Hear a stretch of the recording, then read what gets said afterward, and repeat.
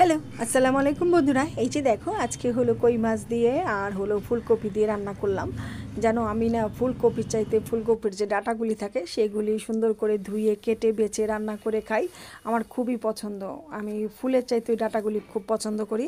আর এই যে দেখো, তিনজনের জন্য তিনটা মাছ ভেজে নিলাম, সাথে শুকনো মরিচ ভাজা। মাছ ভাজার সাথে শুকনো মরিচটা সবসময় খুব ভালো লাগে, সবসময় খাই মাছ ভাজার সাথে। মাশাল্লাহ, খুব পছন্দ আমার মাছ ভাজা আর হলো শুকনো মরিচ ডলে একটু তেল নিয়ে লবণ নিয়ে খেতে গরম গরম ভাতের সাথে খুব স্বাদ লাগে আমার। একদম কড়া করে ভেজে নিয়েছি মাছটাকে। মাশাল্লাহ, অনেক সুন্দর হয়েছে মাছটা ভাজা একদম। আর হলো তোমার টমেটো দিয়ে ডাল রান্না করেছি, বেশি করে টমেটো দিয়ে একদম মাখো মাখো করে।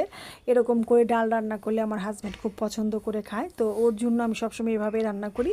আর এই যে এটা হলো আমার ফেভারিট, আলু সিম টমেটো দিয়ে একদম মাখো মাখো করে ভাজিটা করে খাই না, খুবই পছন্দ আমার, আমার অনেক ভালো লাগে। তো বন্ধুরা, আজ এ পর্যন্তই। যদি ভালো লাগে তো লাইক কমেন্ট শেয়ার আর সাবস্ক্রাইব করে পাশে থাকবেন।